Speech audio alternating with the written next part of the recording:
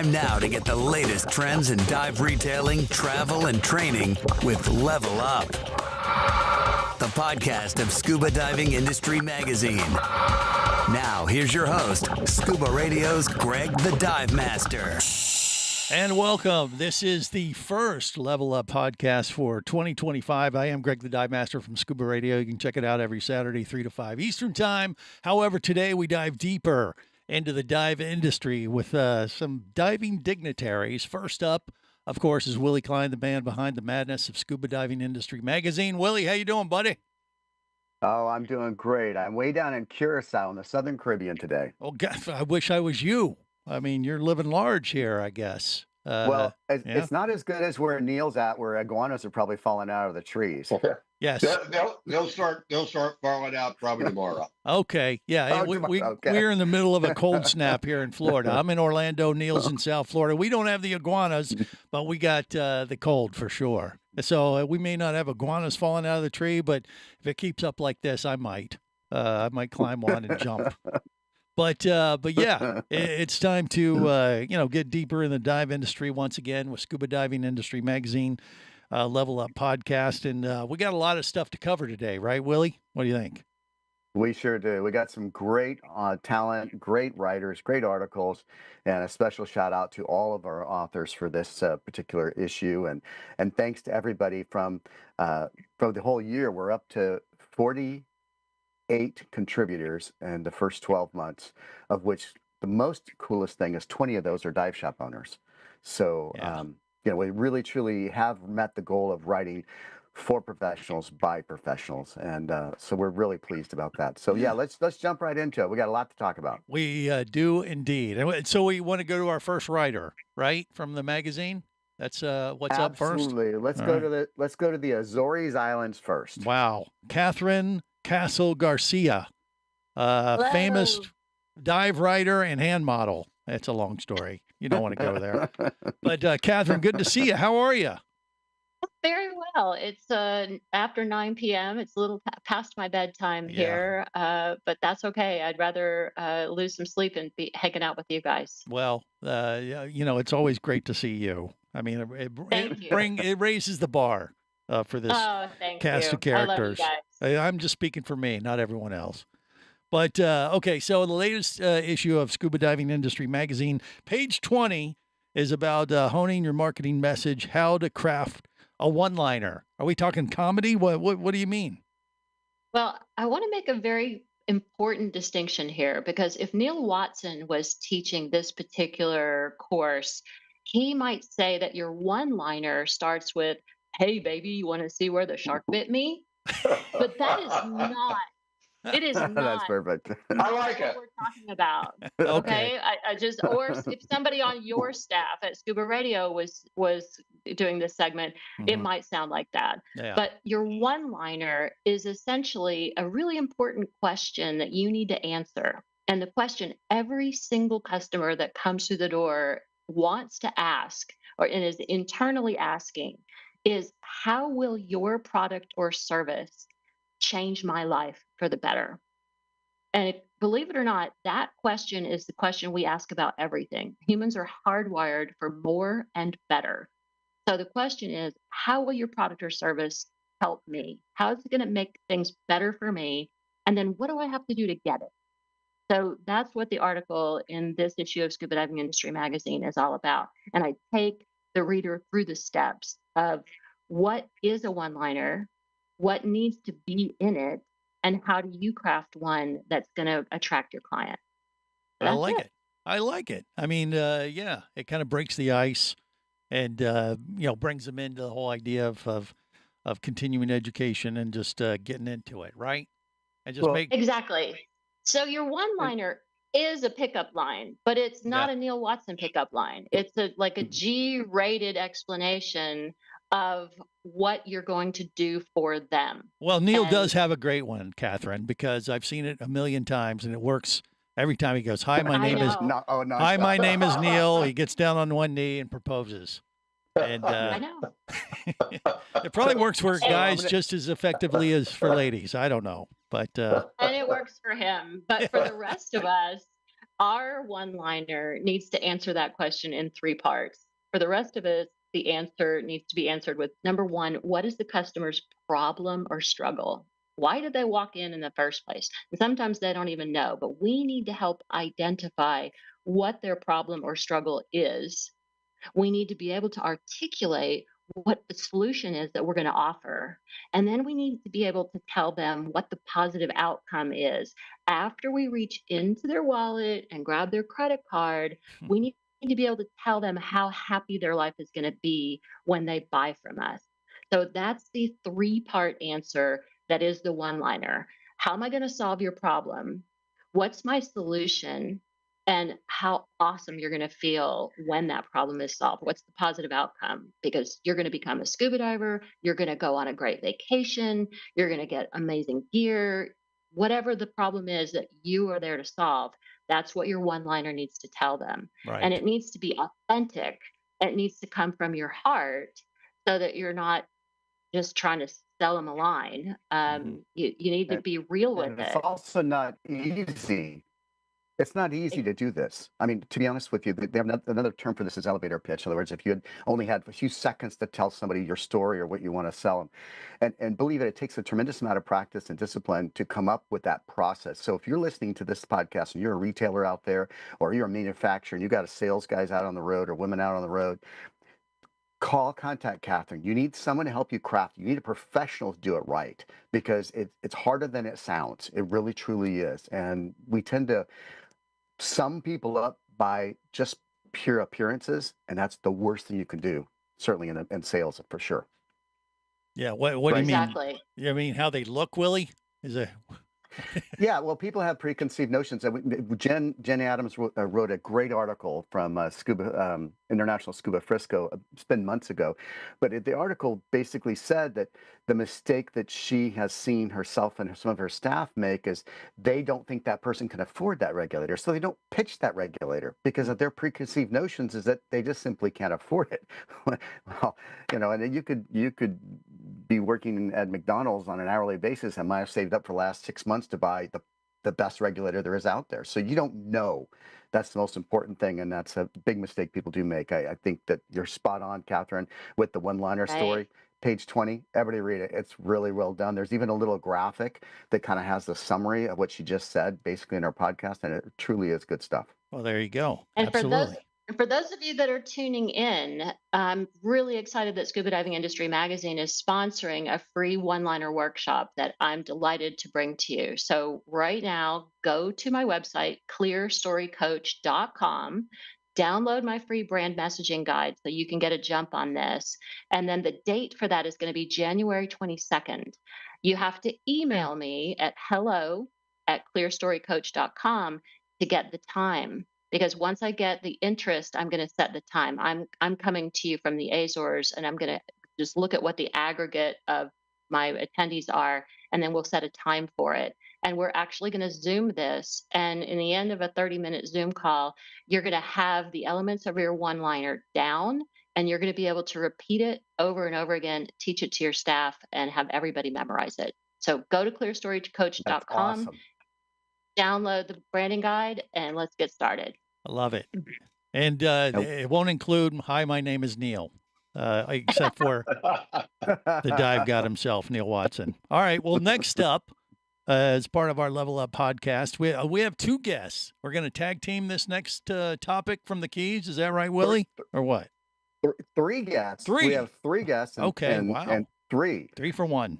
So let me set this up just a little bit. We've got Stephen Frink on audio only. He's driving the car, and we've got Jim and Tina from Diveheart.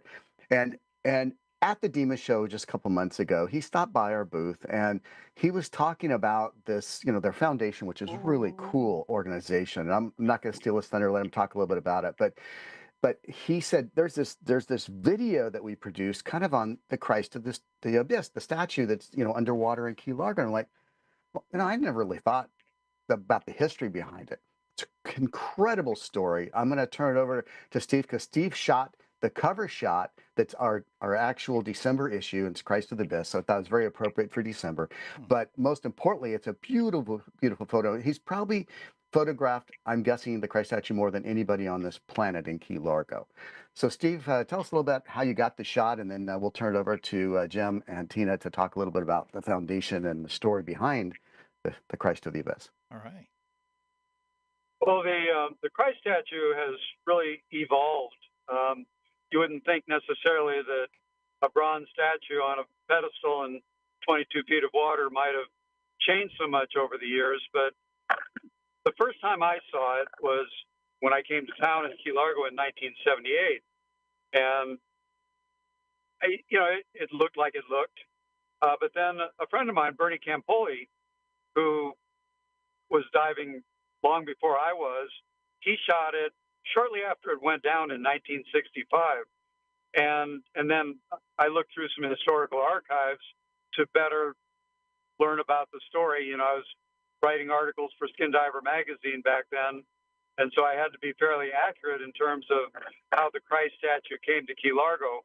Although I got to say, Jim, I learned a lot from your documentary that I didn't know. I mean, I knew about the Underwater Society of America receiving the statue in Chicago, and I knew about them donating it and it being sunk in Pennicamp Park. So I knew the broad stroke details, and I knew that Pennicamp Park started in 1960. The statue came in 1965.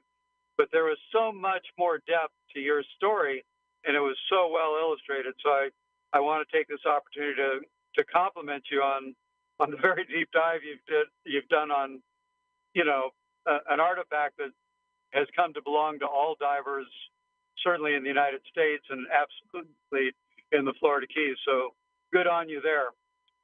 I don't know if I've answered your question, William, except that because it's underwater and because they didn't have the foresight, I think, to put sacrificial zincs on this statue, which might have preserved it from the corrosive effects of the ocean, which is good and bad, because over the years it acquired a cloak, a patina of sponge and coral, which has kind of ebbed and flowed. So I can go back in my archives and find a picture of the statue from 1978, which is pretty devoid of growth. Then on the 50th anniversary of Pennicamp Park, I photographed Sylvia Earle on the statue, and that was kind of like a midterm statue growth kind of thing. And then in like 2021, that was like the bloom of the Christ statue. It had most of the hard corals and the fire corals and soft corals, and it was like this whole quasi-artificial reef. And then, of course, in 2023, we had the warm water episode, which has transformed the statue yet again. And so now it's kind of in yet another renaissance. So if you're going to see the statue and you want to see it from the time machine perspective, it's really quite different. Good stuff. That's amazing. Yeah. Thank you, Steve. That's great. Yeah. And he has probably taken pictures of this, world-renowned landmark for divers more than anyone on this planet. Would you care to take that title there, Stephen, or are you too modest? What do you think? No, I'll take the title. Okay, good. That's what I was hoping you would. Even now when I teach my classes in Key Largo, and, we might have 18 like really keen underwater photographers, and honestly, that the Christ statue is not a large enough like reef structure to satisfy 18 skilled shooters for 30 minutes or 40 minutes. But we do a flyby. Like when we go out to the city of Washington, we always stop, and half the boat jumps in for 15 minutes and half the other boat jumps in for 15 minutes. And so everybody gets which is enough time to photograph the statue, honestly. So every year, since I guess probably 1980, when I began doing these classes, multiple times a year I'm on the statue. So you add it up. Mm-hmm. Yeah, and being that they're in your class, yeah, I think you can take credit for their photos too. I'm just saying. Yeah, if you think of it that way. Sure. I'll take co-credit on theirs. Absolutely. Now, Jim Elliott from Diveheart, and I gotta back Stephen up here too. I saw the documentary online, and I was blown away, and I learned stuff about the Christ of the Abyss statue down there in Key Largo that I didn't know either. And Stephen's down there; he knows more about it than me, and it even caught him off guard. So it is impressive. How did this come to be exactly, Jim? Well, Greg, Stephen, thank you for your kind words, and William, thank you for that amazing article that Patty did in the magazine. So kudos to all of you. It really is kind of a crazy story. If you watch a documentary, I pulled in David Marsh. I always say there's no chance meetings, and David did a documentary called Adapting to Dive.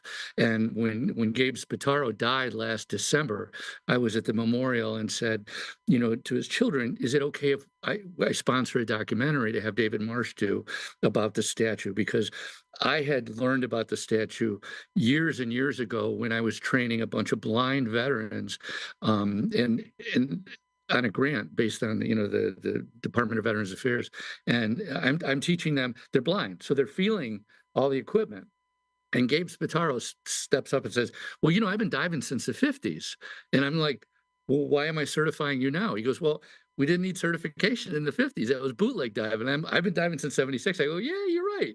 So then he starts telling me a crazy story about how he brought the statue from Italy. He was on a wine tour, met Cressy. He went over there, to bring it over, and nobody had money to bring it over. So his dad knew somebody in an Italian shipping line, brought it to Navy Pier, and the story from there, it got warehoused for a while, and then it ended up in the Keys, and he completely forgot about it. And in 2013, I'm driving him back from a fundraiser, and he goes, "Jim, you're not going to believe it. I'm going to dive the Christ statue." And I go, "Well, you probably dove it a bunch of times. You brought it here in the early '60s. He goes, "No, I never dove it. It went in a warehouse for a few years. I got busy with my family restaurant in Chicago, and this is my first." I go, "Who are you diving it with?" He goes, "Well, my buddy Vinny, who's a Korean War vet like me, has one leg, and Louis, who's also going blind, is got a 25-foot fishing boat." And I go, "Wait a minute, let me see if I got this right." The three guys in their late 70s are going to go out 8 miles or whatever to the statue, and you're all going to die. So I said, "Time out." So I called DJ Stephen, who you know well, DJ Wood at Rainbow Reef. DJ couldn't believe the story. Cleared 8 paid spots on a Saturday. We got our team on, 20 people in a chase boat, cover the Miami Herald. It was just a home run. And I said, this story, when Gabe died in December, I said, this story has to be told. And I asked David Marsh if he would do it, and pulled him in. And DJ, Drew Richardson, everybody cooperated, Cressy's son and his grandson. And it's just an amazing story that had to be told. Love it. Yeah. And you documented it so well. And they can, people can find this. Obviously, you talk about it in the latest issue of Scuba Diving Industry Magazine, but on Diveheart's website, that's how you get to it, or what, Jim? Right. You can find it off of Diveheart's website, and you can also find it off of our YouTube channel. And you put in Legend of the Statue, and you'll find it right away. All right. Perfect. Well, that's great stuff. Wouldn't you agree, Willie? Yeah, it's fantastic. I just brought the cover up on you should be able to see it on my screen. It's really, truly a spectacular shot. So thank you so much for being on here, Jim, Tina. Thank you, Stephen, of course, for all of your incredible support. And again, if you don't know anything about Diveheart, go to their website. We're going to link it in this video. We're going to put the video link at the bottom within the comment section. Go to their website too. They're a worthy organization, and they're doing great work. Yep, diveheart.org. Simple as that. He's got the T-shirt to prove it. I love it. All right, so moving on to our next writer is our good friend Dan Orr. Dan, how you doing, buddy? Happy New Year to you. Yeah. It was -2 degrees this morning when I got up. Well, glad I'm not you. And but regardless, it's good to see you. Good to be seen. Is that water behind you, or are you frozen in a giant ice cube? I'm not sure. I feel that way. Yeah. All right. Well, in Scuba Diving Industry Magazine, latest issue, you write on page 7 about confronting the danger from within, immersion pulmonary edema, IPE. So what exactly is that? Well, it actually is fluids that leak from your body tissue into your air sacs, your alveoli. Gross. Yeah, and it's something that's, even though there have been a number of articles written about it in some of the dive publications, there's not really been a lot of discussion about it in the diving community. So it's something that's considered relatively rare, but it's really caused by negative pressure breathing, where you're either working really hard trying to pull a lot of air or breathing gas through that regulator, or you're breathing through a small diameter snorkel, or your regulator is not tuned properly, and that fluid is pulled into or leaks into the air sacs, and it gives you symptoms like pneumonia. And it really is, and it really can be very deadly. And the people who are most at risk are people that have some underlying health issue, like a cardiovascular disease or some other heart-related problem, or older people, for example, or people who are overhydrated, because there's a lot of emphasis on hydration in diving. In fact, I wrote an article the previous month on hydration. And some people really overhydrate because they think that having so much fluid in your bloodstream is going to reduce the likelihood of decompression sickness. Well, really what happens is when you get in the water, that fluid shifts to the area in your central core. And if you are negatively pressure breathing, then it can kind of cause that fluid to leak into the air sacs, and it can be very, very deadly. In fact, the article is really very timely because today, the South Pacific Undersea Medical Society in Australia and the UK Diving Medical Committee just issued a statement about IPE. They call it IPO because they spell edema with an O. But they just issued a statement today that if you've had that condition, then they strongly recommend that you do not dive again. Oh, wow. Okay. I mean, how do you know if you have this? Wow. I mean, or potentially you'll get it, or what? You have fluid in your lung, you come up coughing, if you feel pressure in your chest, for example, or a lot of other things that would be similar to what you'd have if you had something like pneumonia or some sort of chest congestion, and you go to your physician, and hopefully the physician has some understanding of diving medicine, and then they can diagnose it and treat it. And it can be treated, but again, even if you've been treated, the recommendation now, it just came out today, is that you discontinue any further diving activity. And also it's timely because I got a call just a few days ago from a friend of mine who's a diving instructor who had a student who had that condition and was diagnosed with IPE by their physician. Wow. Okay. Well, something to be aware of. And of course, you get more details in the latest issue of Scuba Diving Industry magazine. And I hope you don't have it, I guess. That's what I would wish for everyone. Yeah. Knowledge is king. At least you know. Yeah, we know, exactly. You know. I just posted a link to that magazine on my Facebook page this morning. Okay. Well, thank you, Dan, as always. Thank you, Dan. Yeah, he's always keeping us in line for sure. All right, next up. Thanks for scaring us all. Sorry about that. Patty read the article, my wife, and she goes, "What the heck is that? That's terrible." Yeah. So next up, we got Alex Brylske, though. And I don't know if it'll be... It might be more optimistic. We'll see. Alex, how you doing, buddy? Welcome. Good to see you again. When have you ever known me to be an optimist? Well, I tried. No, I'm kidding. I'm kidding. No, page 16, carbon calculators, empowering sustainable air travel, which I'll tell you what, I'm in the thick of it right now, scheduling out the year. And I don't know, how can you help me if I want to try to have a positive impact on the planet? What do you think, Alex? Well, this article was inspired by, watching all of the increasing awareness of the dive industry becoming more environmentally responsible, sponsoring things like trash pickups and coral transplantation. In the final analysis, we could pick up every piece of trash in the ocean and transplant every single coral on the planet. And it wouldn't make a diddly damn, because we only have one singular environmental problem. That's climate change. And one of the ways that we can make a commitment as professionals, and also from our own self-interest, is to take a good look at these issues, the issue of emissions from air travel. Now, if you read the literature, only 2% of the carbon emissions globally come from airliners.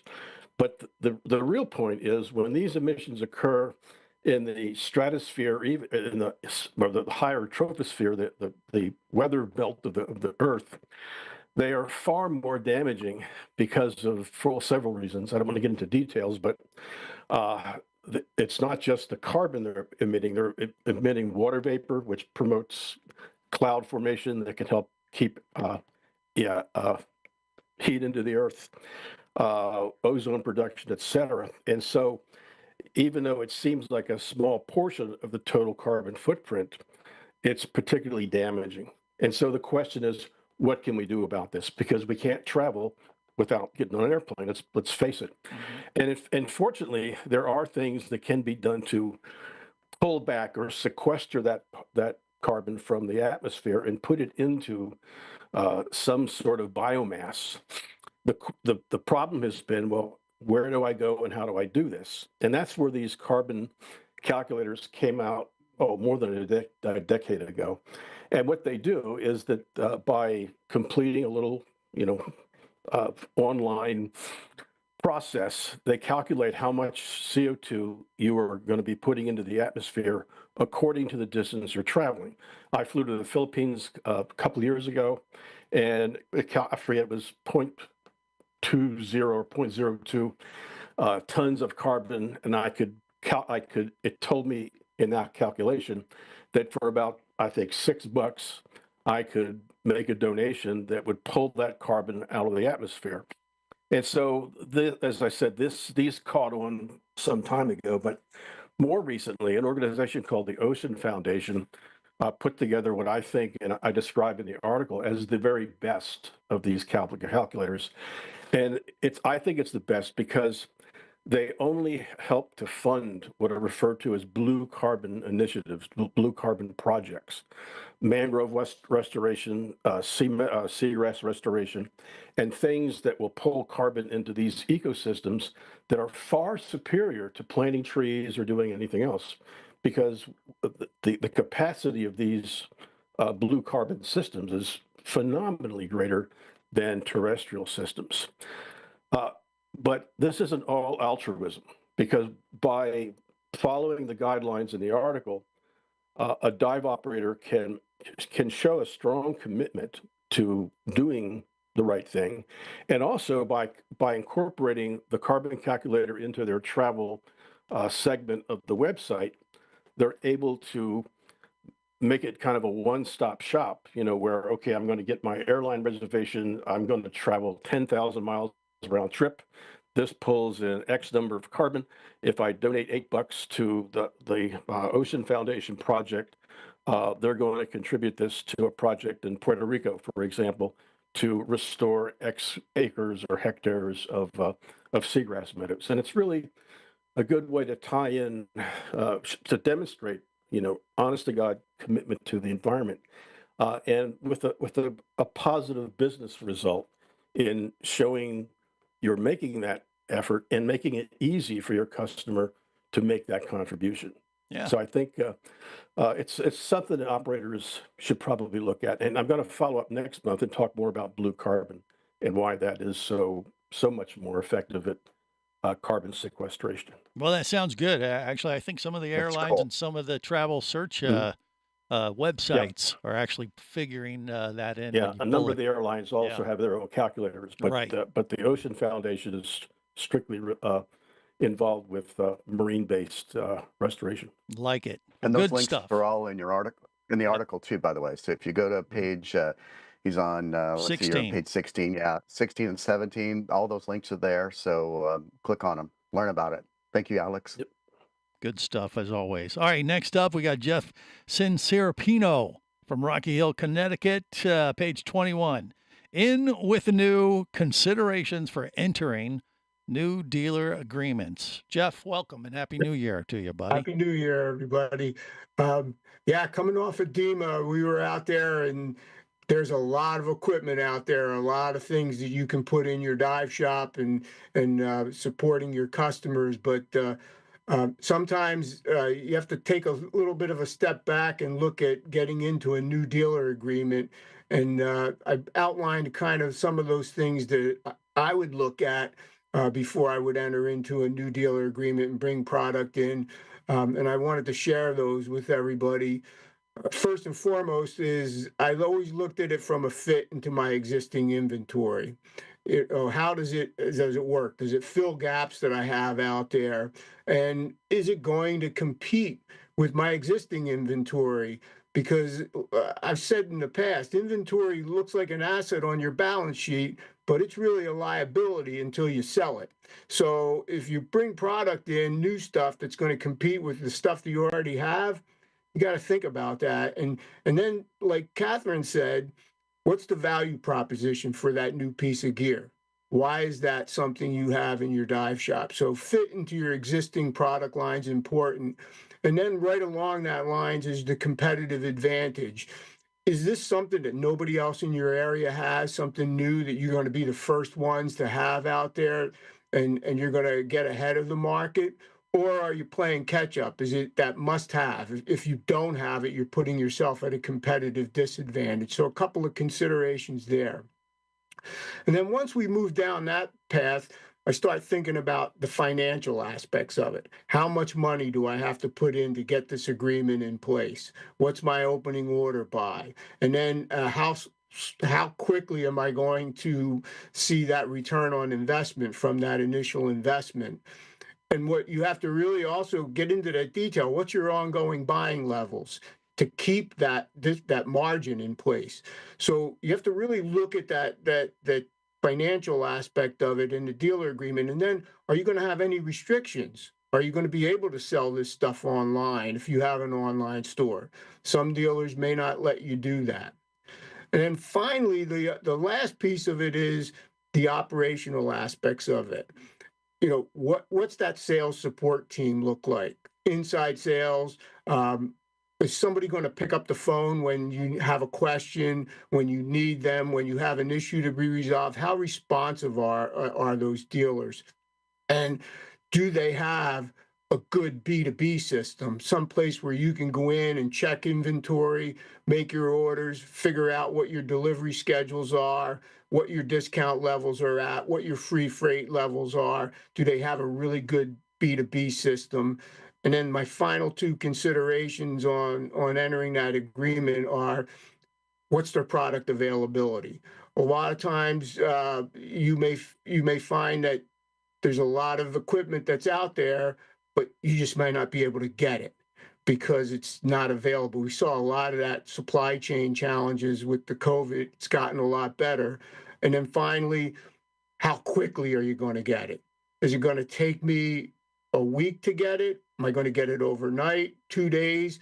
I wrote an article earlier or last year about why we need to be an at-once world because we can't have all this inventory. So are those new dealers that you're entering into going to be able to deliver it quickly? So fit into your existing inventory, competitive advantage, the financial aspects, and then operationally, how's it going to work?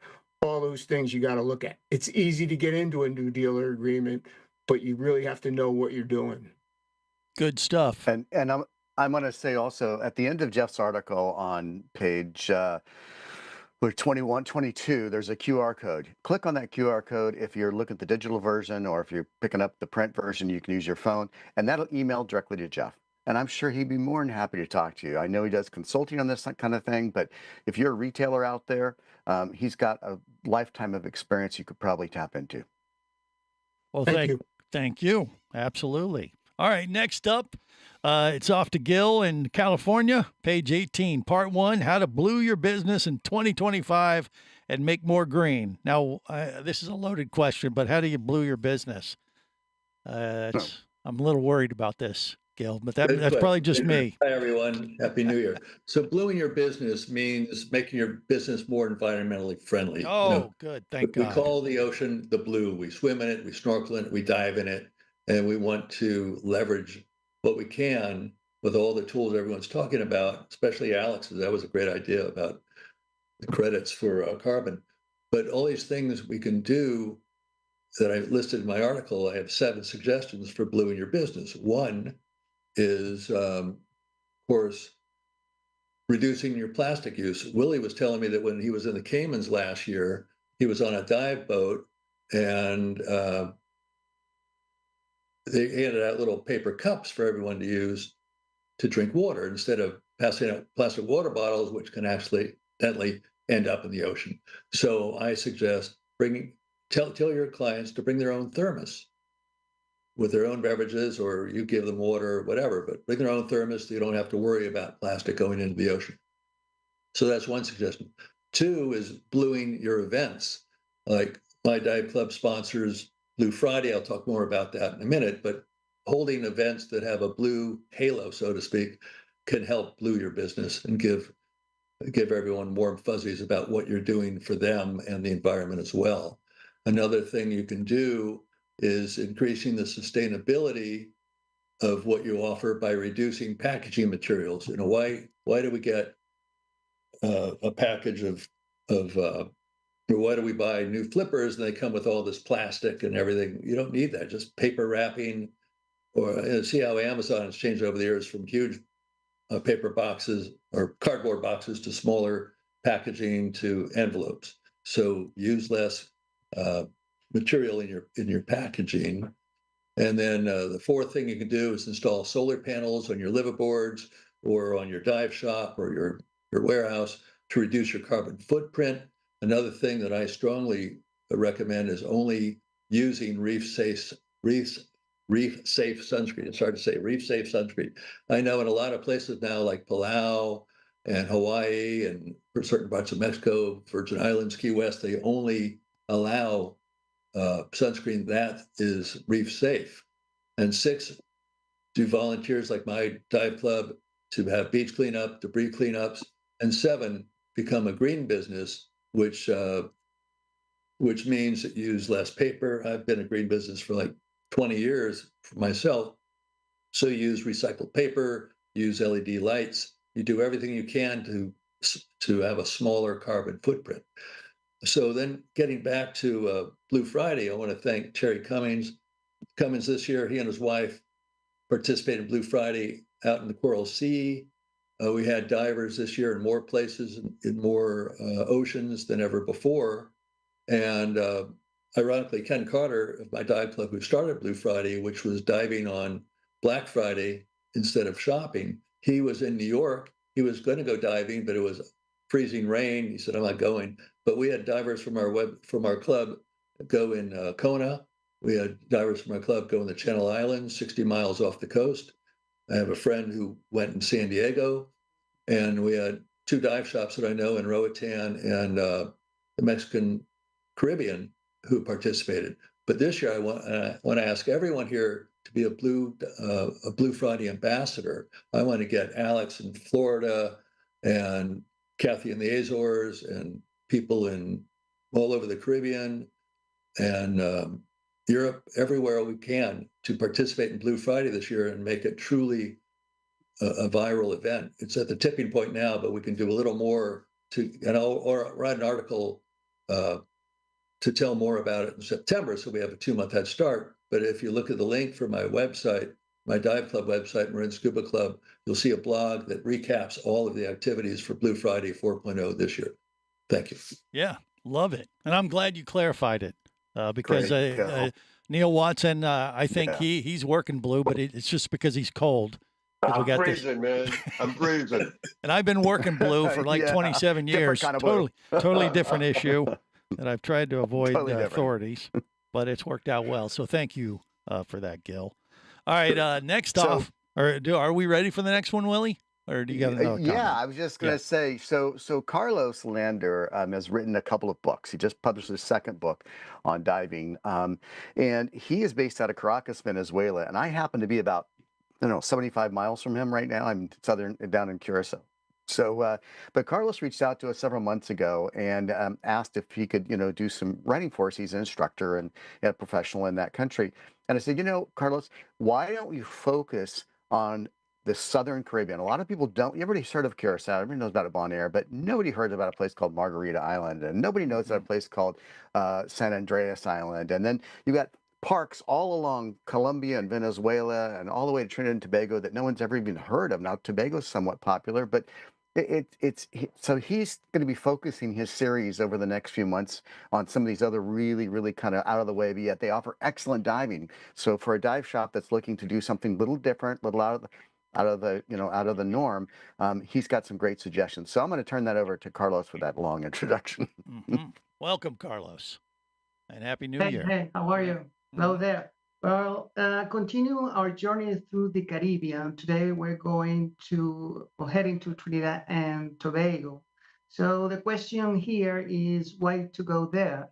Well, it's something remarkable because Trinidad and Tobago is nearly in mainland Venezuela. If you're a giant, imagine you're a giant.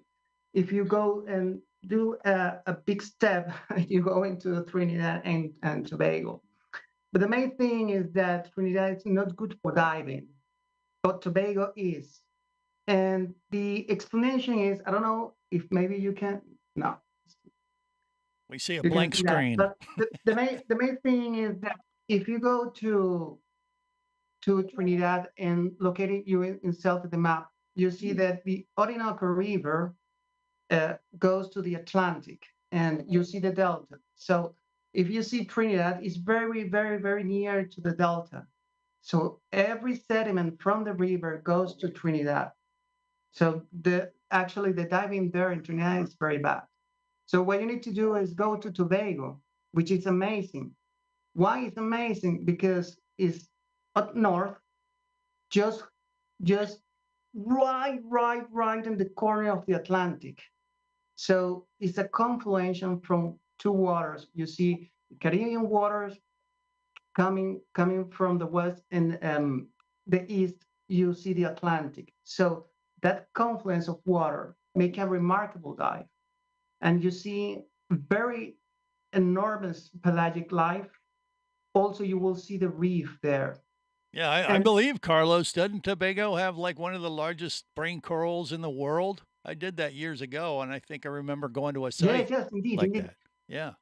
Yeah, indeed. And some of this remarkable sign that you can fly over there. You don't need to dive, you need to fly over there in the sense that all is drift diving. So you go there, submerge yourself in the water, and you will trees all over the reef. So it's beautiful there. And there are only five dive centers and operators there. So it will be very easy to you from your own dive center to contact them. And as always said in this kind of island, is that always plan your group, always plan your trip with a dive center. Don't go there by yourself. And they're very rural islands, and you need to know how to move there. So the best you can do is contact a dive center that is already there.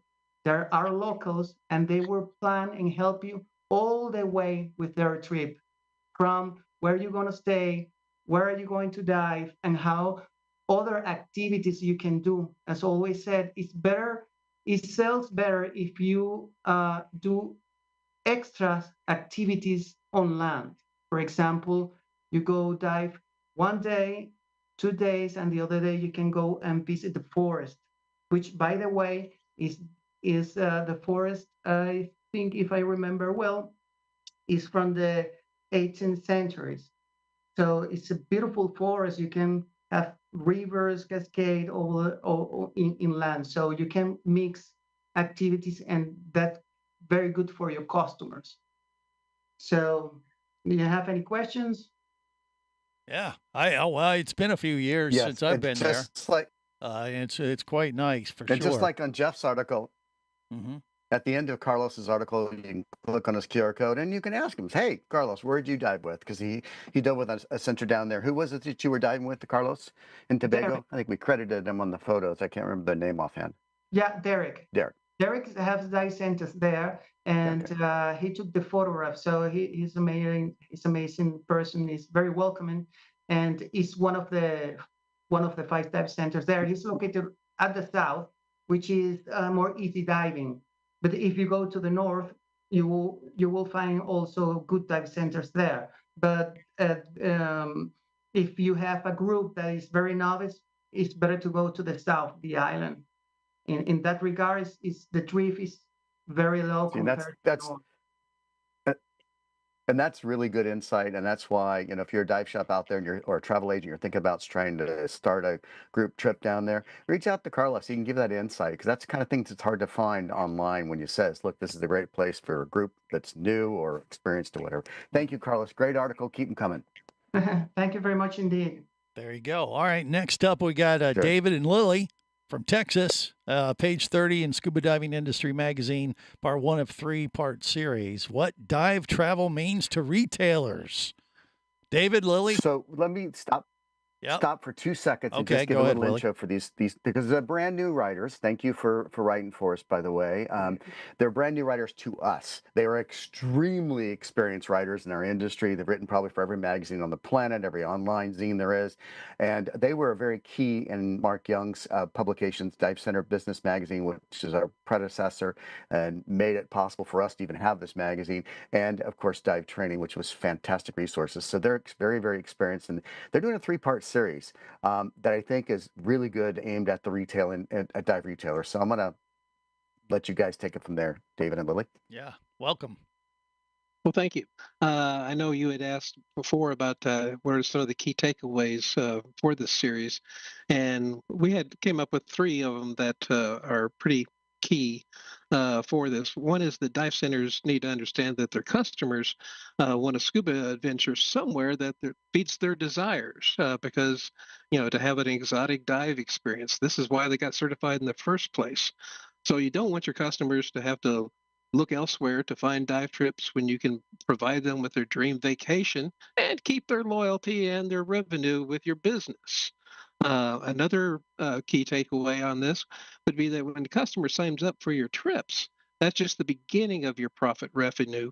If you make a point that each time when you're working with them to work in continuing education classes before and during the trip, especially when you're trip leaders and instructor, and also that these things will enhance their diving experience, along with also the gear and accessory sales related to the trip. Because most dive centers already push the idea of owning your own gear that you must trust, you know, that you can trust.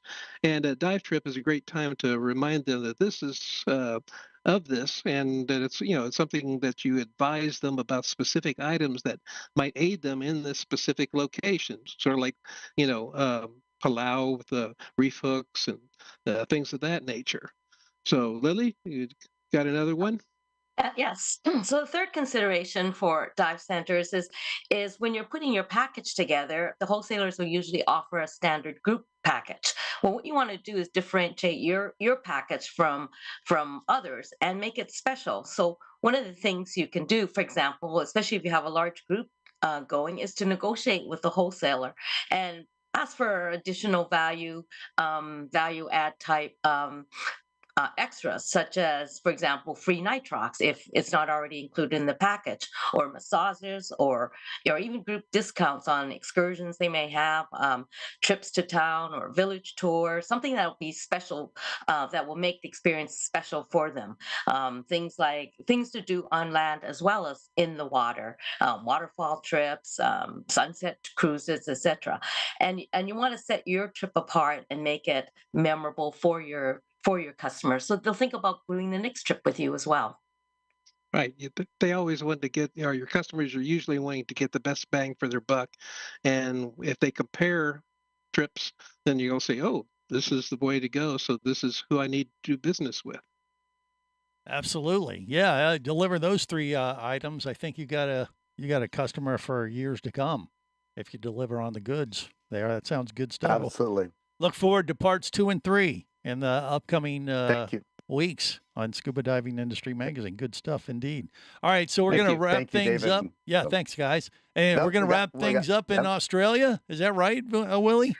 We're going to go down under? We are, but before I turn it over to Terry, this is this article is near and dear to my heart, because for 30 years I had the pleasure of working with Neil Watson as chairman and executive on the Dive Marketing Committee, which was a public sector and private sector co-op committee set up to help the government spend their money on diving, and by the private sector being involved, they ensured that the government funds were spent in the most efficient and effective way. It truly was a personification of what Terry just wrote about. And when you sent this article to me, I thought, this is exactly what made the Bahamas so successful for so many years, is this true partnership. Wouldn't you agree, Neil, with the government and the private sector? Yeah, absolutely. As you know, Willie, years and years ago, the government was very generous in terms of funding marketing for the dive industry. But we had a New York ad agency that didn't know what they were doing, throwing away the money. And we went to government, you and me and Stuart and a few other people, and sat down with the new minister of tourism and said, look, you know, we appreciate the money that you're allocating, but we could make it go so much further with our input. You know, we're experts, and we'll do it for nothing. Just let us have input. And the minister of tourism says, absolutely, we'll give it a shot. We put together a private sector with government committee, and the industry exploded for the Bahamas. I mean, Willie, you did an amazing job, and kudos to your accomplishments. Mm-hmm. Well, thank you, Neil. And I thought that's a perfect segue for Terry, because I think that's exactly what you tried to write about in this article, correct? Yeah, exactly. It's funny how it came about, actually. Many years ago, I was sitting over a sandy bank and looking at a sand goby playing around in his life with his blind shrimp that, basically kept house while he kept guard. And I thought, what a wonderful partnership. And more recently, I filmed an octopus and a cod working together. And these are the partnerships underwater that we can learn about and apply in our own business endeavors. And basically, to make sure that we are sustainable, we have to realize that we can't do it on our own, as you just said there, Willie. It's the partnerships I'm talking about are not those partnerships we read about in the newspapers. They're partnerships where they're virtually verbal, they're non-legal in many, many respects, but they have a lot of interest for the people because they have a mutual goal. And so what I've written about in this article is talking about how you can actually start by looking for partners early. Once you've identified what you actually want to do and what that goal is. And I think that it's pretty easy. Some of the partnerships in the dive industry that we have are no-brainers. And I say that in the article. One's with your training agency, one's with your equipment manufacturers, etc. But think outside the box and start to think about those partnerships that could actually help your business and help your partner's business by creating these liaisons. And one of the things that I illustrated there was, it's really funny, with Dive Queensland, we just recently sent out our newsletter, and one of the points I wanted to mention is the dive industry is not just about the dive industry, it's about airlines, it's about food, it's about hotels, it's about a whole bunch of stuff outside of our actual core business. And that's where we start to look for good partnerships. And one of the examples I used in the articles was maybe it's your local hotel for a dive operator that you set up some agreement to swap kind of information about people and encourage people to go diving from the hotel and from the dive operator, to make sure that people have good accommodation, someone that you respect, and little things like that. So it's not a really a big thing. It's something that can be really, really simple. It doesn't have to be complex. And I would think that one of the things that I could wrap this up real quick for you, William, is to say, look at what we're doing right here. Look at what we are really doing right here. We have got a bunch of fantastic riders from all over the world that are coming together with mutual ideas about sharing our expertise and gaining that information, not only for ourselves from one another, but also sharing it on this wonderful podcast right across the globe. And as a parting shot, I have to say, congratulations to you, because this is a wonderful partnership we're in right now. Terry, I appreciate that. Thank you, Neil, and everybody. Thank you again. This is when I was standing at the DEMA show, we did a resource center. It's kind of like where you do a seminar right on the show floor. It's a really cool concept they have, and you don't have to leave the floor to actually go to a seminar. And we had 45 minutes, and I'm thinking, man, nobody's going to show up to this thing. There might be a few passerbys, and myself and our little crew that was there. We had standing room only, and it has nothing to do with me. Everybody wanted to hear you guys. They wanted to hear what Jeff had to say. They wanted to hear what Alex had to say. And it's really quite remarkable. And that's what this has really become. It's about you guys. Next month, I'm going to give a shout out to Christian Dimitris. He's out of Brazil, Rio, Brazil. He's actually become quite the National Geographic shooter these days. He's going to have an incredible cover for us, I believe, from the Amazon.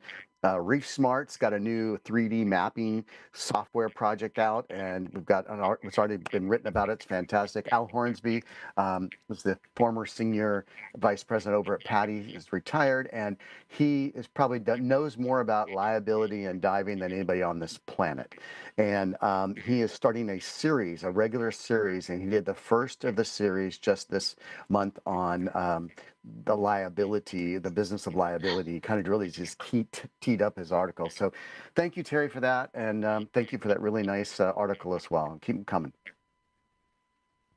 From down under, they'll keep coming for sure. I have no doubt. And I'll speak for myself. I mean, to me, it's all about relationships, right? And paying it forward. We've been around the block a time or two in this industry. And if anything I've learned over the years is that when you get to share what you've learned to the newbies coming into the industry, it just makes you feel good about yourself a little bit.